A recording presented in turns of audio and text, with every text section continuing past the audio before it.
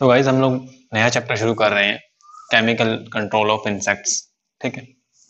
आप लोग जानते हैं कि जो हमारी क्रॉप होती है, ठीक, उसको काफी सारे इंसेक्ट जो है वो डैमेज करते रहते हैं। हर साल हम लोग कैसे सुनते हैं कि इस टाइम ये बग आ चुकी है, ठीक है, इस टाइम इस पर्टिकुलर इंसेक्ट ने क्या किया है, तबाही मचाई है। ठीक, हम लोग सुनते रहते हैं। तो अब इलाज क्या है? अब अगर हम लोग बात करें बायोलॉजिकल कंट्रोल की, ठीक, जैसा कि हम लोग पढ़ चुके हैं, तो वो एक स्लो मेथड है। ठीक है। उसके अंदर टाइम लग जाता है क्योंकि लिविंग ऑर्गेनिज्म जो होते हैं उनको टाइम चाहिए होता है, ठीक है, अपना एक्शन दिखाने के लिए। लेकिन टाइम कई बार अवेलेबल नहीं भी होता। अगर मान लीजिए जो पेस्ट है, इंसेक्ट पेस्ट है, वो ज्यादा अमाउंट में है, ठीक है, उसकी क्वांटिटी ज्यादा है, कंसंट्रेशन ज्यादा है इंसेक्ट पेस्ट की, तो फसल को डैमेज कर देगा एकदम से, जब तक जो बायोलॉजिकल कंट्रोल काम आएगा हमारे। ठीक है। तो वहां पर हमारे लिए जरूरी हो जाता है कि हम लोग कुछ एक जो फास्ट तरीके हैं, ठीक है, इंसेक्ट को कंट्रोल करने के, वो अपनाएं। अब वो फास्ट तरीके क्या हैं? केमिकल्स। ठीक है, हम लोग क्या कर सकते हैं, केमिकल्स का यूज कर सकते हैं। हालांकि कुछ एक केमिकल्स के ड्रॉबैक्स भी हैं हमारे पास, ठीक है, लेकिन फिर भी जो फार्मर्स हैं या फिर एंटोमोलॉजिस्ट जो हैं, वो ये चाहते हैं कि जो इंसेक्ट पेस्ट हैं उनको जल्दी से जल्दी कंट्रोल किया जाए, वरना वो क्रॉप को डैमेज कर देते हैं बहुत ज्यादा। ठीक है। और बाकी जो तरीके हैं वो स्लो काम करते हैं, लेकिन जो केमिकल्स हैं वो तेज काम करते हैं, इसलिए जो केमिकल्स हैं उनको हम लोग प्रायोरिटी पे रखते हैं। ठीक। तो आइए बात करते हैं केमिकल कंट्रोल ऑफ इंसेक्ट्स की। ठीक है। तो केमिकल कंट्रोल हमारे लिए क्यों जरूरी है?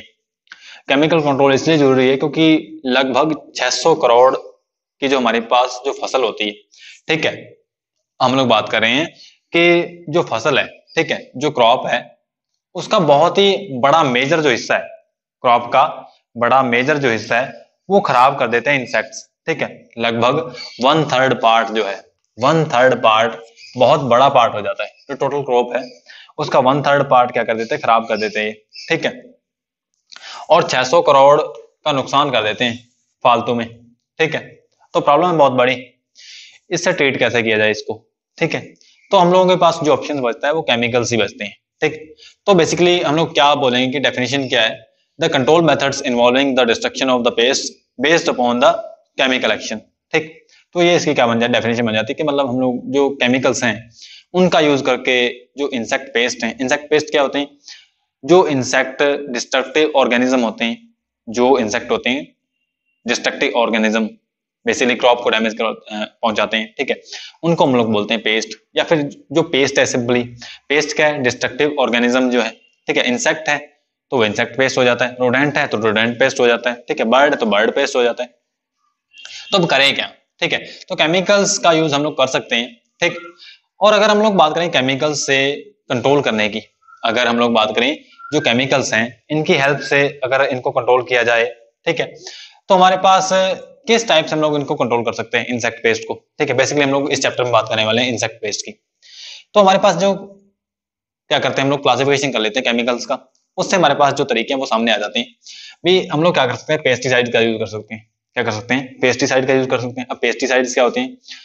ऐसे केमिकल्स जो कि पेस्ट को मारते हैं। अब पेस्ट क्या होते हैं? ठीक है, जो पेस्ट को मारते हैं। अब पेस्ट क्या होते हैं? डिस्ट्रक्टिव ऑर्गेनिजम्स होते हैं। ठीक। और डिस्ट्रक्टिव ऑर्गेनिज्म जो है वो काफी सारे हो सकते हैं। ठीक है, इंसेक्ट हो सकता है, निमेटोड हो सकता है, अकैरिसाइड्स का हम लोग यूज करते हैं, रोडेंटिसाइड का यूज कर सकते हैं। जो फंजाई होती है वो भी क्या होती है, डिस्ट्रक्टिव ऑर्गेनिज्म की तरह काम करती है। जो वीड्स होते हैं ये भी काफी ज्यादा प्रॉब्लम्स क्रिएट करते हैं। ठीक है। यहाँ पर एक टर्म है अकैरिसाइड। अकैरिसाइड्स में बेसिकली क्या कुछ आ जाते हैं, जो मोथ्स हैं, ठीक है, जो मोथ्स हैं और अदर इंसेक्ट्स जो हैं वो भी आ जाते हैं। ठीक है, अदर इंसेक्ट्स जो हैं अकैरिसाइड्स में आ जाते हैं। ठीक। अब ध्यान से बात सुने कि इसके अंदर बेसिकली है क्या कि पेस्टिसाइड के अंदर हम लोग बेसिकली इस चैप्टर में बात करेंगे इंसेक्टिसाइड्स की। तो इंसेक्टिसाइड, आपको बात समझ आएगी कि ऐसे केमिकल जो कि इंसेक्ट को मार दें, ठीक है, वो क्या होते हैं, इंसेक्टिसाइड्स होते हैं। इसके अलावा हमारे पास अगर केमिकल्स का हम लोग क्लासिफिकेशन करते हैं तो दो और हमारे पास कैटेगरी सामने निकल के आती हैं। वो कौन कौन सी हैं?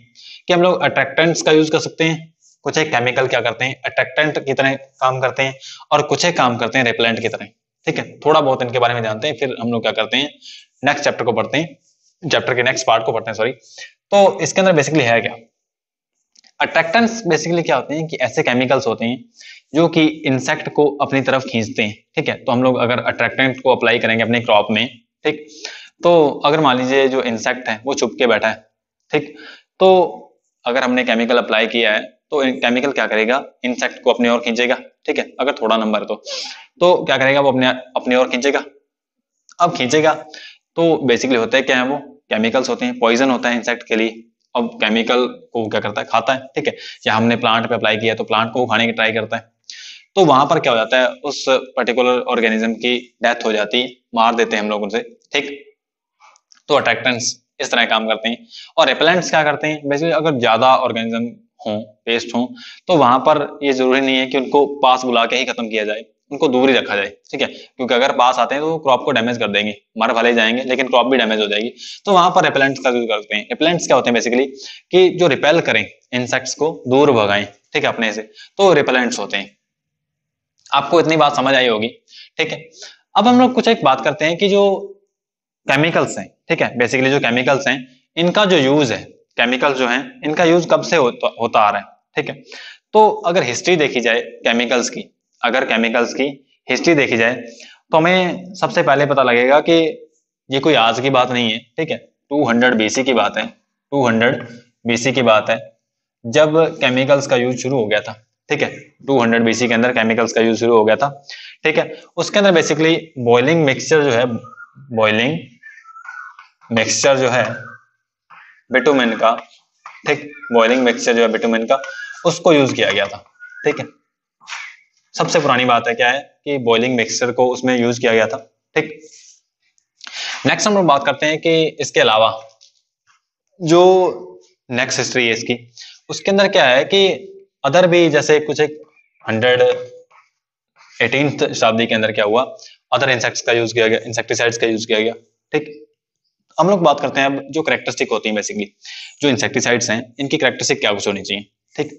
तो ये बात करते हैं कि सबसे पहला जो इफेक्टिवनेस होनी चाहिए इसकी, जो हम लोग इंसेक्टिसाइड यूज कर रहे हैं इफेक्टिव होना चाहिए। अगर मान लीजिए हम लोग जो यूज कर रहे हैं इफेक्टिव नहीं है तो उसका यूज करने का कोई फायदा नहीं है, ठीक।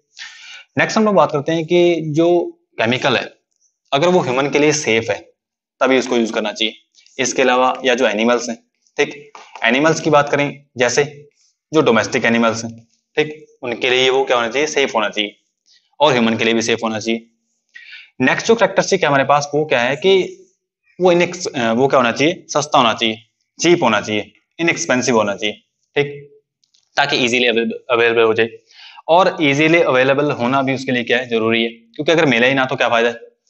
उसके बाद में क्या है कि उसको हम लोग इजीली ऑपरेट कर पाए, उसको ऑपरेशन करना हमारे लिए इजी हो, ठीक है।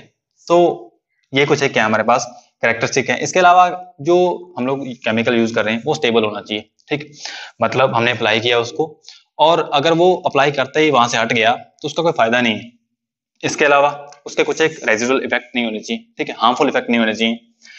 हम लोग बात करें कि उसके हार्मफुल इफेक्ट नहीं होने चाहिए, ठीक।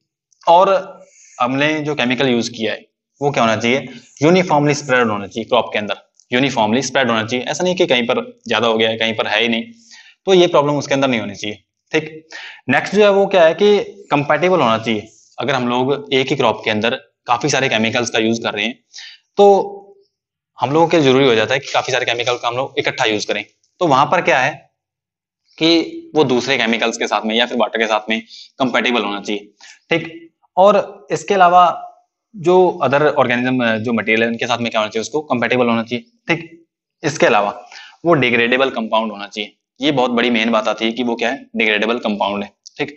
डिग्रेडेबल कंपाउंड का मतलब क्या है कि मान लीजिए जैसे डीडीटी है, ठीक, ये नॉन डिग्रेडेबल सब्सटेंस है। जैसे हम लोग क्या करते हैं कि मच्छरों को मारने के लिए जो पॉन्ड्स वगैरह होते हैं यहाँ पर डीडीटी अप्लाई कर देते हैं, ठीक है। पुराने टाइम में क्या करते थे, डीडीटी को अप्लाई करते थे, अब तो थोड़ा जो यूज है इसका कम हो चुका है। तो जब यूज करते थे तो मच्छर तो मर जाते थे, लेकिन जो डीडीटी है वो फिर क्या होता था कि नॉन बायोडिग्रेडेबल सब्सटेंस था और वो फिर फिशेज के अंदर जाने लगा और फिशेज को बर्ड्स खाते थे, तो बर्ड्स के जो एग्स थे, ठीक है, वो डीडीटी के कारण क्या होने लगे, पतले होने लगे और जो बर्ड्स है उनका नंबर भी कम हो गया, ठीक है। तो ये बहुत बड़ा हमारे पास क्या निकल के सामने आता है कि जो केमिकल हम लोग यूज कर रहे हैं वो डिग्रेडेबल होना चाहिए, ठीक। तो ये कुछ एक हम लोग बात कर रहे हैं कि उसकी कैरेक्टरिस्टिक होनी चाहिए। इसके बाद में हम लोग बात करेंगे कि जो बेसिकली इन ऑर्गेनिक सब्सटेंसेज हैं जो इनऑर्गेनिक केमिकल्स हैं हम लोग उसका किस टाइप से यूज कर सकते हैं और कौन कौन से हम लोग केमिकल्स का यूज करते हैं। तो आइए बात करते हैं इंसेक्टिसाइड्स के बारे में। ठीक, हम लोग बेसिकली शुरू में बात करेंगे इनऑर्गेनिक इंसेक्टिसाइड्स के बारे में, देन ऑर्गेनिक इंसेक्टिसाइड्स के बारे में। ठीक, उसके बाद में अट्रैक्टेंट्स के बारे में, रिपेलेंट्स के बारे में, ठीक, फ्यूमिगेंट्स के बारे में।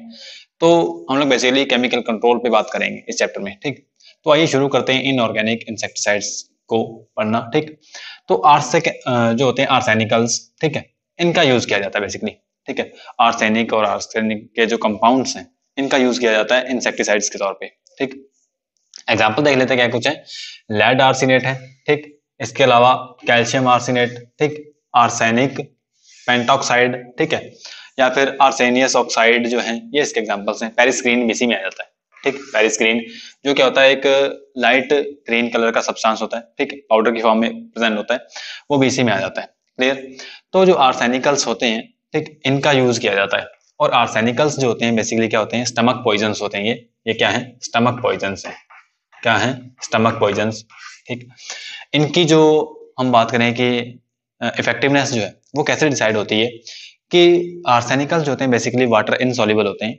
आर्सेनिकल्स जो हैं वाटर इनसॉल्युबल हैं, ठीक, लेकिन ये क्या हैं, जो डाइजेस्टिव एंजाइम्स होते हैं, जो डाइजेस्टिव एंजाइम्स होते हैं, ठीक, इंसेक्ट्स के, उसमें क्या होते हैं, ये सॉल्युबल होते हैं। ठीक, तो डाइजेस्टिव एंजाइम क्या कर देते हैं, इनको खुला देते हैं, ठीक है, सॉल्युबल कर देते हैं, और उसके बाद में क्या हो जाता है कि जो इंसेक्ट होता है उसकी डेथ हो जाती है। क्लियर।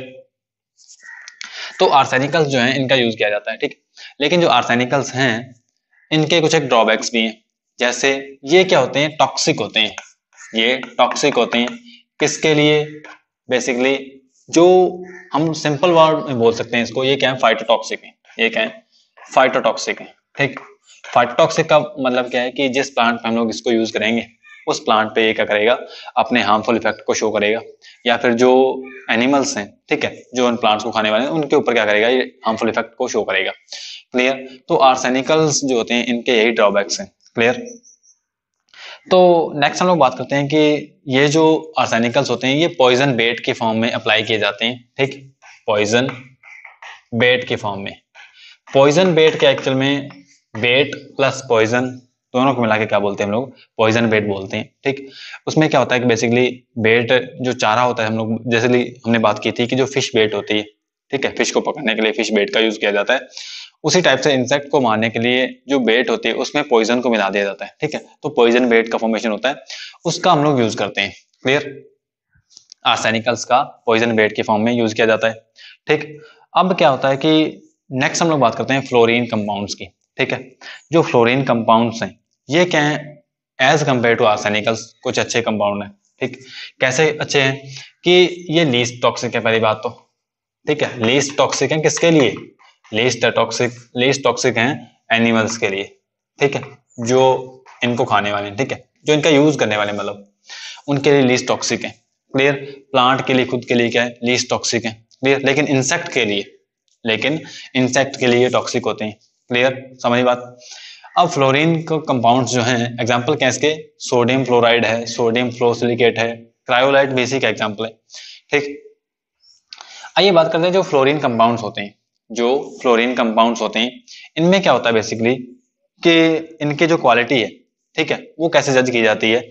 इनकी क्वालिटी ऐसे जज की जाती है कि जो फ्लोरीन का कंटेंट है वो कितना है इसमें, ठीक है, फ्लोरीन की कंसंट्रेशन कितनी है, और इसके अलावा जो इसकी सॉल्युबिलिटी है, इसके अलावा इसकी जो सॉल्युबिलिटी है वो कितनी है। क्लियर। किसके अंदर, डाइजेस्टिव जो जूस होते हैं, जो डाइजेस्टिव जूस होते हैं उसके अंदर इसकी सॉल्युबिलिटी कितनी है फ्लोरीन कंपाउंड की।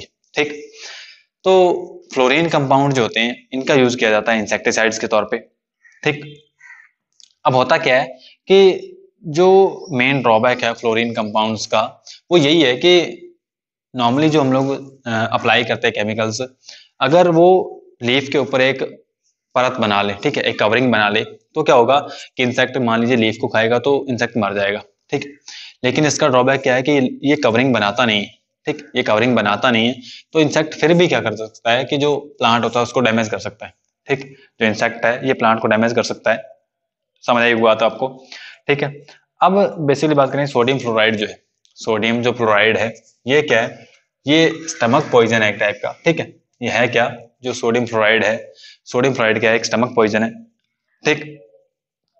और ये क्या होता है कि बेसिकली जो ग्रास हॉपर्स होते हैं, ठीक, जो ग्रास हॉपर्स हैं, जो ग्रास हॉपर्स हैं उनको मार सकता है, ठीक। सोडियम फ्लोराइड जो है ये एक क्या है, बेसिकली हम लोग बात करें कि इंसेक्टिसाइड है, ठीक, इंसेक्टिसाइड है, क्योंकि इंसेक्ट्स को ये मार देता है, ठीक। बड़ा ग्रुप है इंसेक्ट्स का, उसके अंदर क्या करता है कि कुछ एक इंसेक्ट को इफेक्टिवली मारता है, फ्लोरीन कंपाउंड्स, ठीक। तो इसके अलावा हम लोग क्या करें कि नेक्स्ट बात करें कि जो सोडियम फ्लोरोसिलिकेट है, ठीक, जो सोडियम फ्लोरोसिलिकेट है ये क्या करता है, बेसिकली जो ग्रास हॉपर्स हैं, मॉथ्स हैं, कटवर्म्स हैं, उनको मार सकता है, ठीक है, इफेक्टिवली। जो ग्रास हॉपर्स हैं, जो ग्रास हॉपर्स हैं, ठीक, ग्रास हॉपर्स हैं, इनको मार सकता है, ठीक है, मोथ्स को मार सकता है। इसी टाइप से जो फ्लोराइड है, सोडियम फ्लोराइड जो है ये क्या कर सकता है कि ये भी ग्रास हॉपर को मार सकता है, मोथ्स को मार सकता है, ठीक है, ईयरविक्स को मार सकता है, ये ईयरविक्स को मार सकते हैं, ठीक। तो बेसिकली जो इंसेक्ट्स होते हैं उनके ऊपर अपना ये जो इफेक्ट है वो दिखाते हैं, ठीक है। और इनको भी बेट की फॉर्म में यूज किया जा सकता है, ठीक है, बेसिकली इनको बेट की फॉर्म में ही यूज किया जाता है, ठीक, बेट फॉर्म में यूज किया जाता है, पॉइजन बेट की फॉर्म में, क्लियर, पॉइजन बेट की फॉर्म में इसको यूज किया जाता है, ठीक। नेक्स्ट हम लोग बात करते हैं जो सल्फर कंपाउंड्स हैं, ठीक। सल्फर कंपाउंड जो होते हैं ये इतने अच्छे नहीं होते हैं, इनके रेजिडुअल इफेक्ट ज्यादा होते हैं, ठीक है, मतलब इनके अवशेष प्रभाव जिसको हम बोल सकते हैं वो ज्यादा होते हैं, ठीक। कैसे कि पहली बात तो क्या है कि अच्छे नहीं होते, कैसे, जो ह्यूमन होता है उसके लिए सेफ भी नहीं होते, ये ह्यूमन के लिए सेफ नहीं है, ठीक है। नेक्स्ट बात जो है ये जो कपड़े होते हैं, ठीक है, क्लॉथ्स को भी खराब कर देते हैं, ठीक, क्लॉथ जो होते हैं इनको खराब कर सकते हैं, समझ आई एक बात आपको, ठीक है, क्लॉथ्स को क्या कर सकते हैं, खराब कर देते हैं। इसके अलावा इसकी गंदी स्मेल होती है, ठीक है, इनकी जो स्मेल होती है सल्फर कंपाउंड्स की ये गंदी होती है, ठीक है, फॉल स्मेल होती है, फॉल स्मेल होती है। इसके अलावा जो सीड जर्मिनेशन है इसके ऊपर भी इसका जो इफेक्ट होता है वो एडवर्स इफेक्ट होता है, किसके ऊपर, सीड जर्मिनेशन पे, ठीक। सीड जर्मिनेशन पे क्या होता है, जो सल्फर कंपाउंड्स हैं इसके क्या है, एडवर्स इफेक्ट होते हैं, क्लियर, समझ आया आपको बात समझ आई होगी कि जो सल्फर कंपाउंड्स हैं इसके इफेक्ट क्या कुछ हैं, ठीक।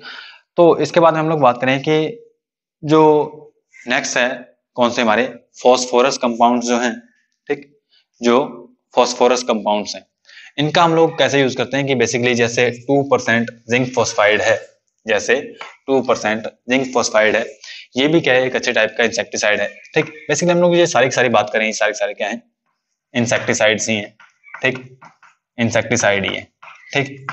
तो 2% जिंक फॉस्फाइड क्या है, एक इंसेक्टिसाइड है, क्लियर। और इसको भी क्या किया जाता है, रैट के लिए, लोकस्ट के लिए, ठीक, इसको पॉइजन बेट की फॉर्म में यूज किया जाता है, पॉइजन बेट की फॉर्म में, ठीक, किसके लिए, रैट के लिए, लोकस्ट के लिए, ठीक। इसके अलावा क्रिकेट्स के लिए, ठीक, क्रिकेट्स के लिए भी इसका क्या किया जाता है, यूज किया जाता है, ठीक। तो ये था फास्फोरस कंपाउंड्स के बारे में। नेक्स्ट हम लोग बात करते हैं सोडियम कंपाउंड जो होते हैं, सोडियम जो कंपाउंड्स होते हैं, ठीक है, ये क्या होते हैं, बेसिकली इंसेक्टिसाइड है, ठीक है, अच्छे टाइप के ये भी। और इनको क्या होता है कि जैसे जो ग्रीन हाउसेज होते हैं, ठीक है, जो ग्रीन हाउसेज हैं, ठीक, उनकी जो सॉइल होती है, ठीक, ग्रीन हाउस के अंदर जो प्लांट्स होते हैं, ठीक है, उसकी सॉइल में लगाया जाता है इनको, ठीक है, उनकी सॉइल में ज्यादा अप्लाई किया जाता है। और ये करते क्या है, एफिड्स को कंट्रोल करते हैं, बेसिकली क्या करते हैं, एफिड्स जो होते हैं, ठीक है। इसके अलावा जो स्पाइडर होता है, रेड स्पाइडर, उसको कंट्रोल करते हैं, ठीक, रेड स्पाइडर है, एफिड्स हैं, इनको क्या करते हैं, ये कंट्रोल करते हैं, ठीक, जो सोडियम जो कंपाउंड्स हैं उनको ये कंट्रोल करते हैं, ठीक। और होता क्या है कि जिस पार्ट को ये खाते हैं, ठीक है, उसके ऊपर क्या किया होता है हमने, जो सोडियम कंपाउंड्स हैं इनका यूज किया जाता है, तो ये मर जाते हैं, ठीक है, जो इंसेक्ट्स होते हैं उनकी डेथ हो जाती है, क्लियर। इसके अलावा नेक्स्ट हम लोग बात करते हैं कि जो बोरोन कंपाउंड्स होते हैं, ठीक है, जो बोरोन कंपाउंड्स हैं इनका यूज किया जाता है बोरिक एसिड की फॉर्म में, बोरोन कंपाउंड जो हैं इनका यूज किया जाता है बोरिक एसिड की फॉर्म में, ठीक। और जो बोरिक एसिड है, जो बोरिक एसिड है इसका यूज किया जाता है हाउस फ्लाइज को मारने के, ठीक है, हाउस फ्लाइज को मारने में, ठीक है, हाउस फ्लाइज के अंदर बेसिकली हम लोग इसका यूज करते हैं, ठीक, हाउस फ्लाइज को मारने में। इसके अलावा जो थैलियम कंपाउंड्स हैं, ठीक है, थैलियम कंपाउंड्स को क्या किया जाता है कि यूज किया जाता है पॉइजन बैट्स की फॉर्म में, शुगर के साथ में, ठीक है, इसको शुगर के साथ में अप्लाई किया जाता है, ठीक। नेक्स्ट है जो एंटीमनी है, ठीक है। एंटीमनी जो है फ्रूट्स पे बेसिकली क्या किया जाता है, इसको स्वीटन जो बेट होती है, मीठी बेट, ठीक है, शुगर की फॉर्म में, तो उसको अप्लाई किया जाता है फ्रूट्स पे, ठीक है, क्योंकि जो फ्रूट्स होते हैं वो मीठे होते हैं वैसे भी, और अगर हम लोग जो पॉइजन बेट है उसको मीठा कर दें तो जो इंसेक्ट आएगा, ठीक है, वो मीठी बेट को खा लेगा और खाने के बाद मर जाएगा, एक्चुअल जो फ्रूट है उसको डैमेज नहीं कर पाएगा, ठीक है। समझिए बात आपको कि इसका जो यूज है वो किस टाइप से किया जाता है, ठीक। और स्प्रे की जाती है बेसिकली इसकी, ठीक है। एंटीमनी कंपाउंड जो है इसकी स्प्रे की जाती है। मेजर एंटीमनी कंपाउंड क्या है, potassium, potassium antimonial tartrate, potassium antimonial tartrate. इसको बनाया कैसे जाता है कि इसको हीट दी जाती है, ठीक है, हीट दी जाती है, इसको एंटीमनी ऑक्साइड जो है, एंटीमनी ऑक्साइड जो है इसको गर्म किया जाता है, किसमें, जो सॉल्यूशन है किसका, पोटेशियम टार्ट्रेट का, ठीक है। इसमें जब इसको गर्म किया जाता है तब क्या होता है कि पोटेशियम एंटीमोनियल टार्ट्रेट बनता है, ठीक। तो इस टाइप से क्या है कि ये कुछ एक इनऑर्गेनिक इंसेक्टिसाइड्स हैं, इनका हम लोग यूज करते हैं क्रॉप्स में, ठीक।